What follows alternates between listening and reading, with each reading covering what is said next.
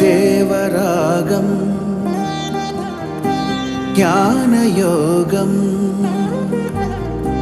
వ్యాసపీఠం బహువేదశాస్త్రం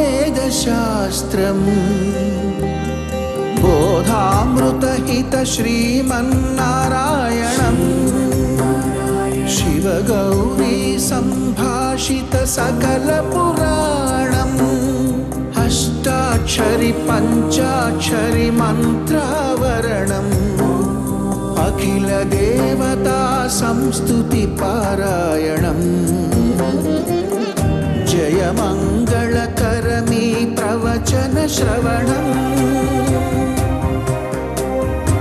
అనుదినము శుభము సుఖము జీవన గమనం దేవరాగం జ్ఞానయోగం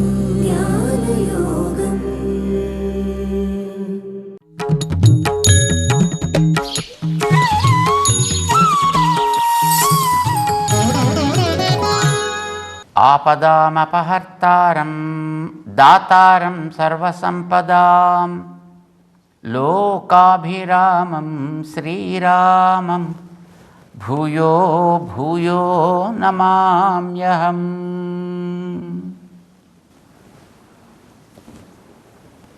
జయ శ్రీమన్నారాయణ. భగవద్బంధువులారా, ఏదైనా ఒక బంధుత్వం మనకి ఒక వ్యక్తితోటి ఉంది అని అంటే అభిమానంతో వాళ్ళకి కావాల్సినది చేయాలి అని మనకి అనిపిస్తుంది. వాళ్ళే మనం చక్కగా ఆదరిస్తాం, గౌరవిస్తాం, ప్రేమిస్తాం. వాళ్ళ కోసం రకరకాలైనటువంటి పనులు చేస్తాం. మా గురువుగారు చెప్తూ ఉండేవారు అన్నమాట. ఒకసారి ఒక వ్యక్తి ఎక్కడో అటు విజయవాడ దగ్గర నుంచో రాజమహేంద్ర దగ్గర నుంచో కలకత్తాకి ప్రయాణం చేస్తున్నట్టు. కలకత్తా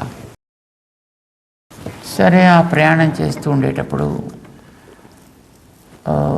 మధ్యలో వీళ్ళు ఒక సీటు రిజర్వేషన్ ఉంటుంది కదా, రిజర్వ్ చేసుకుని కూర్చుంటారు సాధారణంగా. చేత రిజర్వ్డ్ కంపార్ట్మెంట్లో వాళ్ళు ఉన్నారు. సామాన్యంగా దక్షిణ భారతదేశంలో కాస్త ఈ రిజర్వేషను మరొకటి ఇలాంటివి అయితే చెల్లుబాటు అవుతాయి తప్ప ఉత్తర భారతదేశంలో ఇలాంటివి చెల్లుబాటు అయ్యేవి కావు. ఇప్పుడు అవుతున్నాయి లేదో మనకు తెలియదు, కానీ ఒకనాడు అలాంటివి ఏమి అయ్యేవి కావు. ఇక్కడ వీళ్ళు రిజర్వేషన్ చేసుకుని పాప ఆ కంపార్ట్మెంట్లో జాగ్రత్తగా వస్తువులు సామాన్లు గట్రా పెట్టుకుని ఇంకా దూర ప్రయాణం కనుక వీళ్ళు పెడుతున్నారు. ఒక పెద్ద ఆయన ఏదో ఒక చిన్న ఆయన, ఇద్దరు పెడుతున్నారు. సరే, కలకత్తాకి ఇంకొక కొంచెం సేపట్లో అంటే బహుశా ఇంకొక 3-4 గంటల్లో చేరతారు అనగా ఎక్కడో ఆగినటువంటి ఒక స్టేషన్లో సరే కొంతమంది జనాలు ఎక్కారు. అక్కడ చెప్పాం కదా, ఉత్తర భారతదేశంలో పెద్దగా రిజర్వేషను ఇలాంటివి లెక్క పెట్టరు. అంచేత గబగబా లోపలికి తోసుకుని ఎక్కారు. సరే, ఎక్కి వాళ్ళ లోపల ఇటు అటు తచ్చాడుతున్నారు. ఇంతలో ఈ పెద్ద ఆయన, ఇది కొద్దిగా వయసు కొంచెం పైబడ్డ ఆయన బాత్రూమ్కి వెళ్ళాడు. అక్కడ ఒక కుర్రాడు కూర్చున్నాడు. ఇంతలో ఆ బయట ఎక్కినటువంటి జనాల్లో ఒకడు వచ్చి లోపలికి తోసుకుని లోపలికి వచ్చేసి గబగబా ఆ పక్కనే చతికిలబడ్డాడు. ఈ కుర్రాడు రిజర్వ్డ్ కంపార్ట్మెంట్ కదా, ఇక్కడ రాకూడదా, ఇక్కడ మాదిది అన్నట్టు. అవతల కొత్తగా వచ్చి కొడుతుండేటువంటి వ్యక్తికి చొక్కా చెరిగింది కదా, వాడికి కనిపించిన ఓ పుట్టుమచ్చ కనిపించింది. కనిపిస్తే ఒరే నువ్వెవడివిరా అని అడిగాడు వాడు. నేను ఏదో బలానా బెరనా ఫలానా అనుకుని వాడు అక్కడ వాడే కనుక నా పేరు ఫలానా అన్నాడు. నో, నువ్వు వాడివి కావు, నువ్వు ఎవరో నిజం చెప్పు అంటే అప్పుడు వాడికి కూడా తెలుగు వచ్చిందండి. వీడు ఇక్కడ వాడు తెలుగువాడు, వీడు అక్కడికి వెడుతున్నాడు. వీడు అక్కడ వాడు మొట్టమొదటి ఎక్కువ వచ్చి వాడిని కొడుతున్నాడు, వాడికి తెలుగు వచ్చిన వాడికి. అంటే వాడు మెల్లిగా కాస్త ఆపి వాడిని కాస్త సమాచారాన్ని సేకరిస్తే వాడు చిన్నప్పుడు ఎప్పుడో ఈ ప్రాంతానికి వచ్చాడు, ఇక్కడే పెరుగుతున్నాడు, ఇక్కడే తిరుగుతున్నాడు, ఇక్కడే ఏవో ఈ పనులు ఆ పనులు చేసుకుంటున్నాడు, ఏదో అలా ఉండిపోయాడు. అలా ఆ తర్వాత ఎంక్వైరీ చేస్తే తెలిసింది, ఆ పెద్ద ఆయనతో పాటు వచ్చిన కుర్రాడు ఉన్నాడే, వీళ్ళు చిన్నప్పుడు ఇద్దరు కూడా జంట పిల్లల్లా పుట్టారండి. కవలలు ఉంటుంటాం కదా, కవలల్లా పుట్టాడు. పుట్టగానే కొన్ని రోజులు అయిన తర్వాత ఆ రెండో వాడిని ఎవడో తీసుకెళ్ళిపోయాడు. ఎక్కడికి వెళ్ళిపోయాడు తెలియదు. చాలా వెతికారు, చేశారు, కానీ దొరకలే. ఇప్పుడు అక్కడికి వచ్చి బయట ఆ ఆక్రమణ చేసి కొట్టినవాడు కూడా వీడితో పాటు పుట్టిన రెండవ పిల్లాడు. అది వాడి ఆ మచ్చను చూస్తే వీడికి తెలిసింది, అరే నువ్వు ఇక్కడి వాడివి కాదు, నువ్వు ఫలానా, అవునా కాదా. గట్టిగా ఎంక్వైరీ చేస్తే తెలిసింది వాడు అక్కడ వాడే. ఒక్క బంధం, తన తోటివాడు, తన సోదరుడు అనే ఒక్క బంధం తెలిస్తే అప్పటిదాకా ఒకడినొకడు కొట్టేసుకుందాం, ప్రాణాలు తీసేద్దాం అనిపించేంత కోపం వచ్చినప్పటికీ ఆ కోపం కాస్త కరిగిపోయి కారుణ్యం ఏర్పడి, స్నేహం ఏర్పడి, తన సీటు కూడా వదిలిపెట్టేసి వాడికి ఇచ్చేటటువంటి ప్రేమ కలిగిందే ఒక్క బంధం తెలిస్తే, ఒక్క సంబంధం తెలిస్తే. అలాంటిది భగవంతుడితోటి మనకి 1 కాదు 2 కాదు 9 రకాల సంబంధాలు ఉన్నాయి సుమా, విడరాని సంబంధాలు.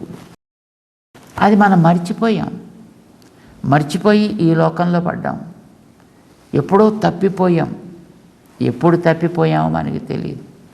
తిరుగుతున్నాం శరీరాల్లోంచి, ఒక శరీరంలోంచి ఒక దాంట్లోకి, మరొక శరీరంలోంచి మరొక దాంట్లోకి తిరుగుతున్నాం, ఇక్కడే ఉంటున్నాం. ఎవరో మనకు దొరుకుతున్నారు ఇక్కడ, వీడే తల్లి, వీడే తల్లి, వీడే తమ్ముడు, వీడే అన్నయ్య, వీడే తోడు నీడ, నడుస్తోంది బండి. కానీ మనకి అసలైనటువంటి సహజ సంబంధం 1 కాదు 9 రకాల బంధం కలిగినటువంటి తత్వం మనకి భగవంతుడు, నారాయణుడు. ఇది మనకి ఓంకారం చెప్పేది, అందుకది పవిత్రమైంది. వేద్యం పవిత్రం ఓంకారం అని అంటాడు 9వ అధ్యాయంలో భగవంతుడు. వేదములకు సారమయ్యి తెలుసుకోదగినటువంటి తాత్పర్యాన్ని స్పష్టంగా చెప్పగలిగినటువంటి పరమ పావనమైనటువంటి అక్షరము, పదము, వాక్యము ఓంకారము. తెలియాల్సినటువంటి సకలార్థ ప్రతిపాదకము ఓంకారము. ఏం చెబుతోంది ఆ ఓంకారం? నేనే నీకు అన్ని రకాల బంధువుని రా నాయనా అని మనకి చెబుతోంది. అది ఎలా చెబుతోంది అనేది అదొక పెద్ద శాస్త్ర రూపమైనటువంటి ఒక వివరణ ఇస్తారు.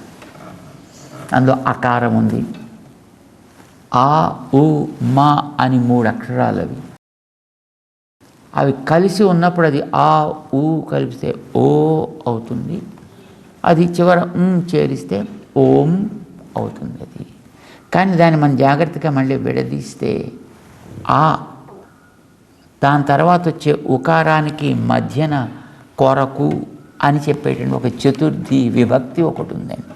రాముడి యొక్క బాణము ఎవడి కోసమో వేసాడు అంటే రాముడి నుంచి ఎవడి కోసం వెళుతుంది. అయితే రాముడిని కూర్చి ఎవడో వేసిన బాణం అంటే రాముడి కేసు వస్తుంది అండి. ప్రత్యయ భేదాన్ని బట్టి పదాల యొక్క అర్థాలు కూడా మారుతూ ఉంటాయి. అంచేత ప్రత్యయాలు ఏది పెట్టాలక్కడ అనేది స్పష్టంగా తెలియాలి, అది ఏ విభక్తి అక్కడ ఉంటుంది అనేది. అయితే దీన్ని నిర్ణయం చేయడానికి దీంతో పాటు తర్వాత దానికి సంబంధమైన అనుబంధమైనటువంటి కొన్ని కూడా ఉంటుంటాయి. వాటిని కూడా మనం స్పష్టంగా తెలుసుకుంటే ఇది తెలుస్తుంది, లేకపోతే కన్ఫ్యూజన్ పడిపోతుంటాం. ఓంకారానికి అట్లాంటి సందేహం అక్కర్లేకుండా దానికి అనుబంధంగా వచ్చినటువంటి మంత్రం కూడా ఉందండి. అది నారాయణ మంత్రం అంటారు. ఎందుకంటే ఓంకారంతో పాటు కలిపి పుట్టింది ఆ నారాయణ మంత్రం. ఓం నమః నారాయణ ఆయ ఇలా పుట్టిందనమాట మంత్రం. అంటే ఇది పుట్టుకతోటే అలా వచ్చింది కనుక ఓంకారానికి వివరణగా వచ్చిందని. మిగతా మంత్రాల్లో కూడా ఓంకారం ఉంటుంది. ఓం రామాయ నమః, ఓం కృష్ణాయ నమః, ఓం గోవిందాయ నమః ఇలా ఉంటుంది. కానీ అందులో ఓంకారం వాటితో సహజంగా పుట్టింది కాదు, దాన్ని మంత్రంగా మార్చడానికి కోసం పట్టుకొచ్చి చేర్చింది అది. నమః కూడా అంతే. లేదా ఓం నమః అనేటటువంటివి మళ్ళీ పట్టుకొచ్చి దాంట్లో చేరుస్తుంటే అవి మంత్రాల కింద మారుతూ ఉంటాయి. అది మిగతా వాటన్నింటికి. కానీ వాంగ్మయంలో మంత్రశాస్త్రంలో ఒక్కటే ఒక్క మంత్రం ఉంది, ఓంకారంతో నమః పదంతో పాటు కలిపి పుట్టింది, అది నారాయణ మంత్రం. ఇది వేదం చెప్పిన మాట. ఇది ఓమితి అగ్రే వ్యాహరేత్, నమ ఇతి పశ్చాత్, నారాయణాయేత్యుపరిష్టాత్ ఇలా పలకాల్సింది దాన్ని. మళ్ళీ మామూలుగా అయితే ఓం గోవిందాయ నమః, కేశవాయ నమః, మాధవాయ నమః, ఓం ఇక్కడ నమః అక్కడ, మధ్యలో ఆ మంత్రం ఏదో ఉంటుంది. సామాన్యంగా అలా కనిపిస్తాయి. కానీ అలా చెప్పడానికి వీల్లేదు, అలా పుట్టలేదు అయ్యా. ఇది ఓం అనేది మొదట పుట్టాను కనుక దాన్ని మొదట చెప్పాలి.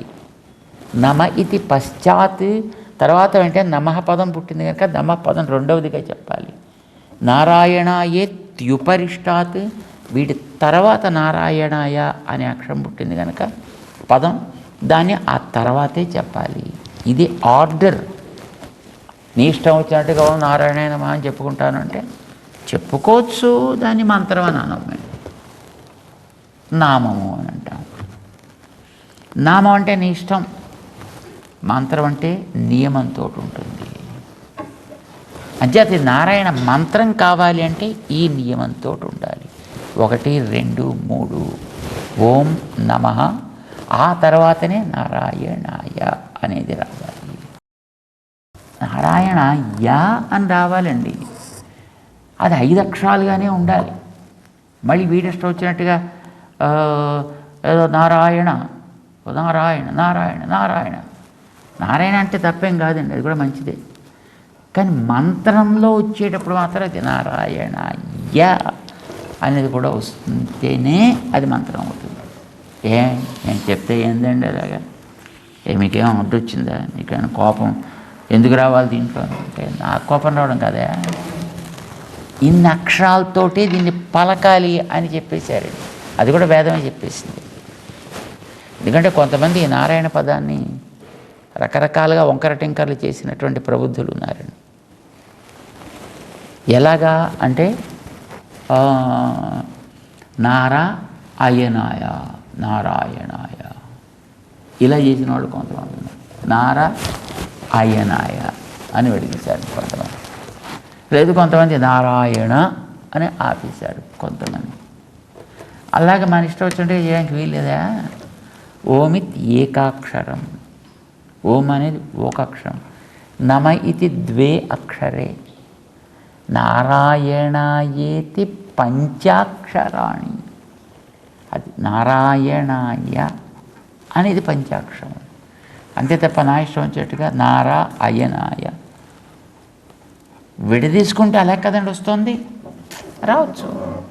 కానీ దాన్ని ఏకపదంగానే పలకాలి, అప్పుడు నారాయణాయ అనే పలకాలి.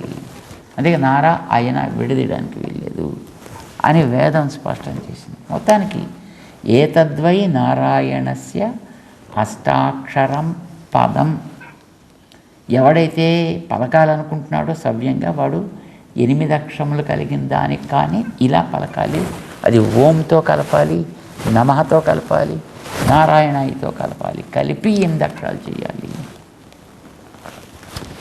ఇది ఓంకారంతో పాటు అనుబంధంగా పుట్టినటువంటి మంత్రం. ఇది అంచేత ఓంకారంలో ఏమేమి ఉంది అనేది దీంట్లో కూడా తెలుస్తుంది అన్నమాట. కొంతమంది ఓమని విడదీస్తే ఆ ఊ మా మాత్రమే కాదా, ఇంకా దాంట్లో చాలా ఉన్నాయా. ఏమున్నాయి? ఈ ఆ ఊ మా అనే 3 ఆ అనే దాంట్లోంచి నారా వచ్చింది, ఊ అనే దాంట్లోంచి నమః పదం వచ్చింది, మా అనే దాంట్లోంచి నార వచ్చింది, అయన వచ్చింది, 2 వచ్చాయి. ఇది విడి క్రమంగా అలా వచ్చింది కనుక అక్కడ ఉండేవన్నీ కూడా ఇందులోనే ఉంటాయి. ఇందులోంచి వచ్చినటువంటి నారాయణ పదం అకారంలోంచి వచ్చింది. దానికి చివర ఆయ అని కూడా ఉంది, నారాయణాయ అని కూడా ఉంది. ఆ యా అనేది చివర ఉంది కనుక ఆయా అనేటువంటి చతుర్థి నారాయణుని కోసం అని. అంచేత అకారం దగ్గర కూడా పక్కన నీకు అది కనిపించకపోయినా అకారం పక్కన ఆయా, అకారవాచ్యుడి కోసం మకారవాచ్యుడు. అకారమే మకారం కాదు, అకారవాచ్యుడి కోసం మకారవాచ్యుడు. కోసం అంటే వాడికి చెందినవాడు అని అర్థం అండి. అది తెలియకపోతే ఆయే మా, వాడే వీడు అయిపోయింది. తెలిస్తే వాడి కోసం వీడు అయింది. వాడి కోసం వీడంటే వాడిని ప్రేమించి వాడిని సేవించి వాడితో పాటు ఎప్పుడు ఉండేవాడని కదండి అర్థం. ఇంత తేడా వచ్చేస్తుంది అన్నమాట ఆ వివరణ తెలియకపోతే. అంచేత అపార్థాన్ని ఇచ్చే అవకాశం ఉంది ఉత్త ఓంకారానికి. అందుకోసమే ఓంకారంలోంచి విడిపడ్డ, లేదు దానికి విస్తృత రూపంగా వచ్చిన, లేదా దీంట్లోంచి వికసించినటువంటి మంత్ర శేషాన్ని కూడా చూసి అప్పుడు ఓంకారపు అర్థాన్ని నిర్ణయం చేయవలే అని అంటాడు. సరే, ఇంత చేసే నిర్ణయం చేసామనుకోండి, అకారం కోసం మకారము అన్న ఏం తెలిసిందండి? అప్పుడు ఏం తెలిసిందేమిటి? మా అంటే తెలివైనవాడు, ఆ అంటే తెలివైనవాడు, తెలివికి లక్ష్యమైనవాడు, వాడిని కాపాడుకునేవాడు, వాడిని పోషించుకునేవాడు, వాడికి కారణమైన వాడు తండ్రి. కొన్ని సంబంధాలు తెలుస్తాయండి దాంట్లోంచి. ఓంకారంలోంచి మనకి కొన్ని రకాలైనటువంటి సంబంధాలు ఆ ఓంకారంతో తెలిసే పరమాత్మతోటి ఉన్నాయి అని చెప్తున్నాయి. ఏమేమిటవి అనేది ఒక పెద్ద లిస్టు తయారు చేసిందండి మనకి శాస్త్రం. ఏమేమిటది? పితాచ రక్షకః శేషీ భర్త జ్ఞేయః రమాపతి అని భగవంతుడి పేరు. స్వామి ఆధారః మమ ఆత్మా చ భోక్తా చ ఆద్యమనోదితః. ఆద్యమను మొదటి మంత్రమైన ఓంకారము. దీంతో ఉదిత ఏం తెలుస్తోంది అనంటే రమాపతి అంటే లక్ష్మీనాథుడైనటువంటి ఒక పరమాత్మ తత్వం. అస్య జగత పితాహమస్య జగత 9వ అధ్యాయంలో భగవంతుడు చెప్పిన మాట అది చెప్తోంది ఇక్కడ. ఇందులో పితాచ ఆయన తండ్రి అగును అంటే కారణము. కొడుకుకి తండ్రి ఎట్లా కారణమో ఈ ప్రపంచానికి భగవంతుడు అట్లా కారణము కనుక భగవంతుడికి ప్రపంచానికి ఒక సంబంధం ఉంది, కార్యకారణ భావ సంబంధం ఉంది. సో కార్యకారణత్వ సంబంధం తెలుస్తుంది. పితాచ రక్షక, ఇది అకారం వల్ల తెలుస్తుంది ఓంకారంలో. ఆ అంటే రక్షణ అని అర్థం.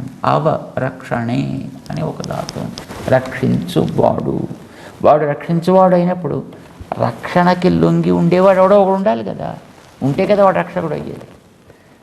అంచేత రక్షకుడు ఎప్పుడైతే అంటున్నామో వాడు రక్షణ చేస్తే దాన్ని పొందేటటువంటి ఒకడు రక్ష్యభూతుడైనటువంటి జీవుడు కూడా ఉన్నాడు అని అర్థం.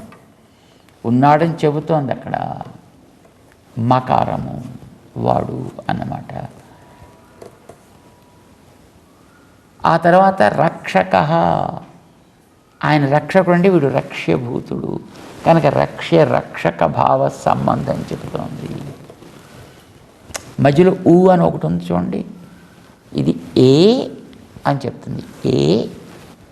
ఏమి ఏ అంటే ఆ అన్నం నారాయణుడు, నారాయణుని కొరకు అని వచ్చింది. దాని తర్వాత ఏ వచ్చింది, నారాయణుని కొరకే. తర్వాత వచ్చినవాడు మకారము అని చెప్పింది. జీవుడు, మకారం అంటే జీవుడు. జీవుడు అకారాని కొరకే అంటే వాడికే చెందినవాడు అని అర్థం. చెందినవాడు అని చెప్పడం చేత వాడిని విడిచి వీడు ఉండడు, వాడిని విడిచినప్పుడు వీడికి ఉనికి ఉండదు. అలా ఉండేటటువంటి తత్వానికి పేరు శేషము. వీడు ఎప్పుడైతే శేషం అవుతాడో దాన్ని కలిగిన వాడు శేషి అని అంటాం, అంటే చెందించుకున్నవాడు అని అర్థం. శేష శేషి అనే ఒక సంబంధం ఇద్దరికీ ఉంది. శేషశేషి భావ సంబంధం అనేది ఒకటి తెలుస్తుంది. పితాచ రక్షక శేషి, దాని తర్వాత ఆ అంటే వీడు రక్షణ చేసేవాడు కనుక వాడు వీడిని పోషించును, పోషించేటటువంటి వాడు కనుక వాడు భరించువాడు భర్త. వాడి యొక్క భరణములో ఉండేవాడు కనుక వీడు భార్య స్థానీయుడు. భర్తృ భార్య సంబంధము మరొకటి. వాడి పేరు మా. వీడి యొక్క పోషణలో ఉండేవాడు మా. మా అంటే మననం అనే ఒక శక్తి కలవాడు, జ్ఞానం అనేది ఒకటి కలవాడు. వాడు ఎప్పుడైతే జ్ఞానం ఉన్నవాడో ఈ జ్ఞానంతో తెలుసుకోతగిన వస్తువు ఏది అని అంటే అది అవతలి వీడికి ప్రత్యర్థిగా ఉండేటువంటి వాడు అకారవాచ్యుడు. అంటే వాడు తెలిసేవాడు, వీడు తెలుసుకునేవాడు. జ్ఞాతృ జ్ఞేయ సంబంధం ఒకటి ఉంది ఇద్దరికి. అంతేకాదు వాడు ఎందుకు తెలుసుకుంటున్నాడు అంటే వాడికి వీడు సొత్తు కనుక. వాడు అకారవాచ్యుడు, ఎందుకు రక్షిస్తాడు వీడిని, ఎందుకు పోషిస్తాడు వీడిని? నా సొత్తు, నా వస్తువు నేను చూసుకోకపోతే ఎవడు చూసుకుంటాడు కనుక. సొత్తు కలవాడు స్వామి అని అంటాం కనుక అకారంతో చెప్పేవాడు స్వామి. ఆ అకారంతో చెప్పేవాడికి చెందిన సొత్తు వీడు స్వం అని అంటాం కనుక వీడు స్వం, వాడు స్వామి. స్వస్వామి భావ సంబంధము. ఎలా ఉంటాడు వాడు? వీడి మీదే ఆధారపడి ఉండును. వీడుంటే వాడు ఉండును, వీడు లేకపోతే వాడు పోవును. ఆధారము, ఆధారపడ్డ వస్తువుకి ఆధేయము అని పేరు కనుక జీవుడు ఆధేయము, వాడు ఆధారము. ఆధార ఆధేయ భావ సంబంధము. ఎలా ఉంటాడు వాడు? వీనిలో ప్రవేశించి రక్షిస్తాడు వీడిని. వాణ్ణి తనకి శరీరాన్ని లోపల ఆత్మ ఎంత శ్రద్ధగా జాగ్రత్తగా కాపాడుకుంటుందో అంత జాగ్రత్తగా వీడిని వాడు కాపాడుకుంటూ ఉండును. కనుక ఏం తెలుస్తోంది? వాడు ఆత్మ, వీడు శరీరము. శరీర ఆత్మభావ సంబంధము. అందరి లోపల తానుండును. మనం ఏది తింటుందో లోపలండి పాపం దాన్ని అది తీపిదో కారందో చేదుదో వగరుదో కఠినమో మృదువో ఉడికిందో ఉడకనిదో ఏది మనం పెట్టినా ఏం చేస్తాం మరి? ఇచ్చినప్పుడు జాగ్రత్తగా దాన్ని మంచిగా మార్చి మళ్ళీ నీకు ఉపయోగించాలి కదా అని లోపలుండి అనుభవించేవాడు తాను. దాని ఫలితాన్ని అనుభవింపచేస్తే పొందేవాడు వీడు. స్వామి లోపలుంటాడు వాడు కనుక వాడు భోక్త. వాడు అందించేది వీడికి కనుక వీడు భోగ్యము. భోక్తృ భోగ్య సంబంధం ఒకటి ఉంది. ఇలాగా పితాచ రక్షక శేషీ భర్త జ్ఞేయ స్వామి ఆధార ఆత్మ భోక్త చ. ఆద్యమను ఉదిత. ఆద్యమను ఓంకారము. ఓంకారం వల్ల ఇవన్నీ కూడా తెలుస్తున్నాయి. ఇది మనకి శాస్త్రం చక్కగా చెప్పేటటువంటి విషయం. ఇది ఆయన ఇన్ని రకాల బంధం నాతో నీకుందిరా బాబు. మనకి తెలియదు కనుక మనం ఆయన నుంచి విముఖులమయ్యి లోకంతో మనం బతికేస్తున్నాం. కానీ మనని చూసి మన బంధుత్వాన్ని తలుచుకుంటూ మన బాగులు కోరుకునేవాడు కనుక ఆయన పాపం ఆయన మర్చిపోలే. ఆయన మన వదలలేకపోతున్నాడు. మనం ఇంకా పట్టుకుని పాకులాడుతున్నాడు ఆయన. అప్పుడప్పుడు మనం ఆయనతోటి దెబ్బలాడాలని కూడా ప్రయత్నం చేస్తున్నాము. దేవుడు దెయ్యం నాస్తి నథింగ్, ఏమి లేదు, అంతా టీంటూ తెలిస్తే ఆ రైల్లో కూర్చుని మొట్టమొదటి దెబ్బలాడుకునేవాడిని విన్నామే. అలాగే మనం కూడా దెబ్బలాడుతున్నాం వాడితోటి. నచేత్ అవివాదస్తే, వాడితోటి నువ్వు దెబ్బలాడకుండా నీకు వాడికుండే బంధం గుర్తించరా, ప్రేమ కలుగుతుంది సహజంగానే. అప్పుడు నువ్వు ఎక్కడికి మా గంగా మా కురుగమ, నువ్వు ఎక్కడుంటే అదే నీకు అమృతం అవుతుంది, ఎక్కడుంటే నువ్వు అదే స్వర్గం అవుతుంది, ఎక్కడుంటే అదే నీకు వైకుంఠం అవుతుంది, మరొకటి అవుతుంది. ఇది మనకి తెలియడం కోసమని భగవంతుడు ఇన్ని బంధాలు తనతోటి మనకి ఉన్నాయి అనే విషయాన్ని ఆయన స్పష్టం చేసుకుంటున్నాడు అన్నమాట. ఈ 18వ శ్లోకంలో, 18వ శ్లోకంలో, ఎన్నో శ్లోకం చూడండి ఒకసారి, 18వ శ్లోకం. అంటే 18 అంటే 9, 8, 1 కలిపితే 9. 9 బంధాలు మనకి ఆయనకి ఉన్నాయి అనేదాన్ని చక్కగా నిరూపణ చేస్తున్నాడు 9వ అధ్యాయంలో 18వ శ్లోకంలో. ఇంతేకాదు, ఈ ప్రపంచంలో ఉండే వాటితో జరిగే ప్రవృత్తులు కూడా నా అధీనంలోనే ఉంటాయి సుమా అని తన యొక్క విశ్వతోముఖ స్వరూపంలో 4వ స్వరూపాన్ని 4వ శ్లోకంలో 19వ శ్లోకంలో చెప్తాడు. తెలుసుకుంటూ ముందుకు సాగుదాం. జై శ్రీమన్నారాయణ.